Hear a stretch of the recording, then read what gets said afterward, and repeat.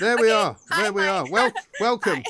Great to be here. Thank you very much indeed. It looks like a beautiful morning there in Washington, D.C. But if you're Joe Biden waking up this morning, there's not much good news on the horizon, is there?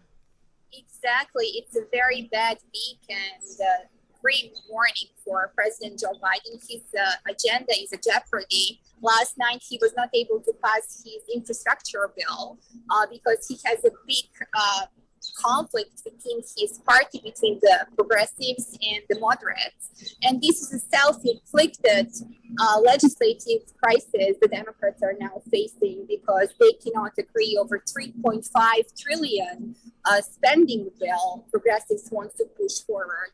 And Senator Manchin only wants 1.5 trillion. So there is a $2 trillion gap right now, and they do not want to vote for infrastructure. Bernie Sanders, AOC, and the rest of the squad, they do not want to vote for infrastructure bill unless it's tied to their big 3.5 trillion spending bill. Right. And presumably this will become an argument about taxation as well, Ksenija, because you can't just magic up presumably $3 trillion out of the thin air. Exactly. Their strategy is to tax the rich, the wealthy. It's a big tax increase. Everyone who is earning more than $400,000 is going to face big taxes. But if you look at this closely, even if you file a tax as a joint family, like with husband and wife, and your income is over $400,000 a year, you still are facing an increase. So it's not really a tax only for billionaires and big corporations, as they like to put forward. It's a big tax increase that Americans won't like. No, exactly right. Because in the end, I mean, all of this talk of high taxes and big government, it's not very American, really, is it? It is socialist agenda that is now gaining a fertile ground in the United States. It's strange to see that, to be quite honest, because I escaped the communist country to be living in the United States, and seeing this taking a fertile ground here in the United States is very odd. And I think it's a big crisis for the Democratic Party right now because this big rift between the progressives and the centrist Democrats are showing that the socialist wing of the party is gaining more prominence, and they are very strong to put forward their own agenda, basically block a president's agenda here in the United States. And if you're talking about the polls, Biden's polls are really looking bad right now because more Americans disapprove of him than approve of him. And I can walk you through some numbers if you Yes, like. please. Yeah, do give us the numbers. Yeah. For instance, this is the latest poll done by Ipsos and ABC. It's a very interesting poll because it isolates all the issues Americans disapprove of. So let's see, for instance, on the immigration and the situation in the U.S.-Mexico border, disapproval rate 66%. And as you know, immigration is something Republicans campaign on. They feel they are strong, on this issue. And this is a very sort of like a risky situation for the coming midterms next year.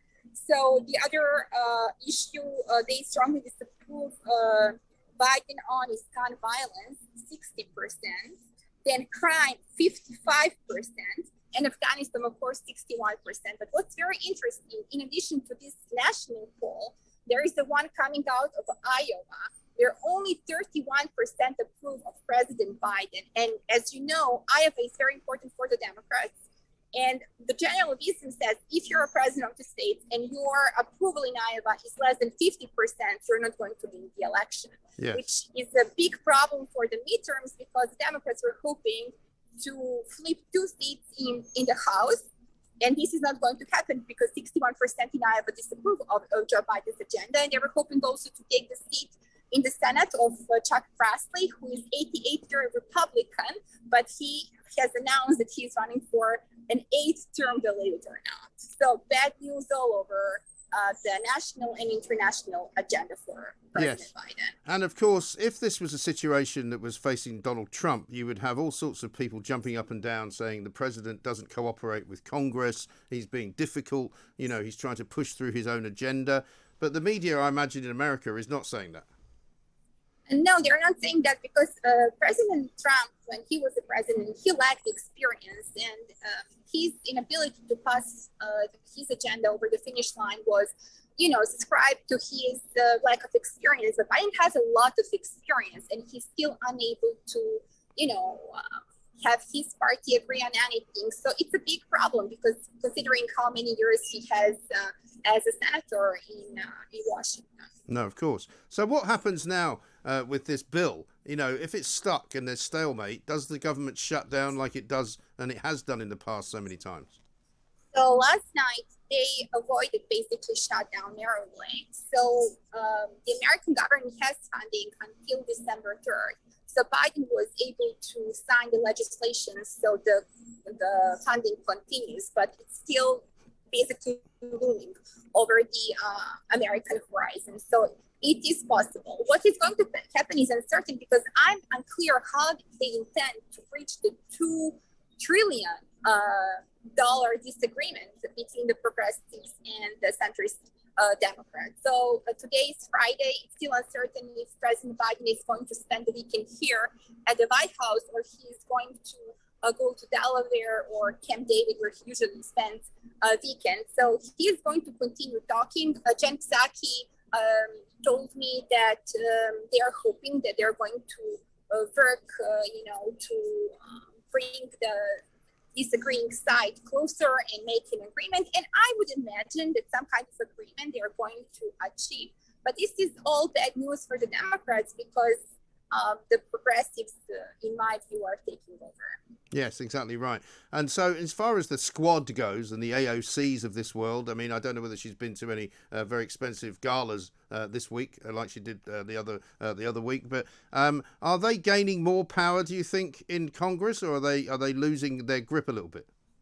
They are gaining more power, and inability of President Biden to pass through his agenda is a clear sign because the progressives' thinking is that we are not going to vote for infrastructure bill unless our reconciliation budget is approved, 3.5 trillion. And, the thing about champagne socialists is that they like to enjoy all the perks of the wealthy, but their only solution is to tax the rich. So it's a big hypocrisy happening, and they can spin any way they wanted. But in my experience, the left, who is hypocritical, always lose the election. And it was the case in your country as well. Champagne socialists are passe. Yes, the difference, I suppose, in this country is that the Labour Party, who just had their national conference, are kind of disappearing into their own tent, and they're not really gaining very much power. All they've now got is an awful lot of wealthy people in London who want to vote for them, but the working class don't really want to vote for them because they don't represent them anymore. And I wonder about who these people represent. I mean, who does AOC represent in America? I think it's the answer of the big polarization in the country. So it was, sort of like an angry response that Bernie Sanders lost to the presidential election. So they're thinking, he lost, Biden became the president. So now it's our time, basically, to punish the Democratic Party and to show who's in charge. But they are still a minority in the country, but they are still, have enough votes to block the agenda of President Biden because he needs 50 votes. And Democrats are holding a very thin margin, a majority. So it's a problem. And they are now using their power to block him. Right. And they're successful in it. Okay. And how is Washington, D.C. these days, Ksenija? Because I know just a couple of months ago it was still very quiet. A lot of businesses still closed down. Is it now post-COVID? Is it sort of coming back to normal? It is better. I think that, Washington overall is better, I would say, than New York, but we have lots of homeless. I live very close to Watergate complex, one of the wealthiest area zip codes in Washington, D.C. And there are so many homeless tents. Right now, I saw yesterday the health police basically, inspecting the tents because of, the rats and all the other, problems. But the first problem I have seen 2 weeks ago, I've been in New York City, and New York City is just like a crazy hospital. Yes, I saw a report from there that the whole area around Penn Station and 7th Avenue is full of heroin addicts and needles and crime. And it really is a big problem for America, isn't it? Because when I lived there in the 1980s, it was a little bit like that. Giuliani cleared it all up, but it appears to be returning. And I was talking to one of our correspondents the other day in California, where it's terrible. You know, where there are homeless people all over the beaches. There's people living in canyons. I mean, this could become a federal issue for Joe Biden, could it not? Because he's going to have to fix it. He has to fix it, but unfortunately, he's very incapable or weak, or I don't know what's the best word to describe in handling the crisis of any kind, especially domestic crisis, from the crime levels to immigration. And Republicans are gaining a momentum on those issues, and I believe that they're going to regain the House in midterms. And as well as New York is concerned, I was walking, it was noon, so it was, midday, and I saw a man urinating in front of me on the street, which I really never seen in New York before I lived there. So people are eating from the pavement, from the sidewalk. It's just very odd what's going on there. Washington, in that sense, is better, but it's also smaller. It's more elitist, sort of like town. But in the southeast Washington, they have shootings all the time. So in that sense, the crime levels, depending on the neighborhood, are happening here as well. Yeah. Well, it's an interesting time, and so we'll follow with interest what Joe Biden does. Boris Johnson was there not long ago, Ksenia. You were with the press corps when he was there. Has there been much said about his visit? Because obviously Biden will be coming over here for the COP26. Has he been saying much about the green agenda? Biden is not saying much about the green agenda, but what was very interesting that Biden, and that's interesting, I think, for you and your listeners, because that's sort of like something that you can only know if you're here at the White House. President Trump was always dating heads of state, basically here behind me at the entrance of the West Wing. He would be coming out and would be greeting a head of state. Biden changed that. So basically, when Boris Johnson came, until a very last minute, we didn't know if there will be any movement here in front of the West Wing. And at the end of the day, decided that Boris Johnson is going to come in front of the West Wing. But Joe Biden didn't come out to greet him. He has his protocol guy who basically opens the door here of the West Wing, and then the president of a certain state and the prime minister walks in, and the press never sees this first initial moment as it was the case with Donald Trump. And my colleagues were asking this question, my American colleagues were asking, why the meeting didn't take place in New York? So I think there is a lack of understanding of the importance of the UK-US relations and relationship. I also had a very good source telling me, very high up in your government, who told me that Boris Johnson wanted to do a press conference here at the White House, but Joe Biden told him that he's kind of like too busy to do it. Right. So he didn't want to face any questions. But tomorrow morning or the next day, when the Australian prime minister was here at the West Wing, he was allowed to come out of the here at the State House in front of the West Wing to address the press.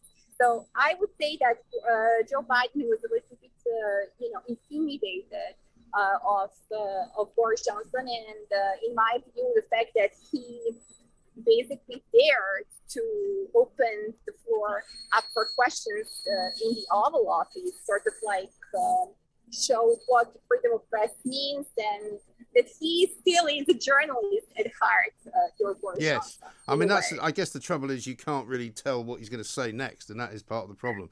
But there's a little bit of interference on the line there, Ksenia. So thank you very much indeed. Great background as well to be sitting there just outside the entrance to the West Wing in Washington, D.C. Ksenija Pavlovic McAteer there explaining that Joe Biden's popularity rating is plunging, and also the country is seemingly going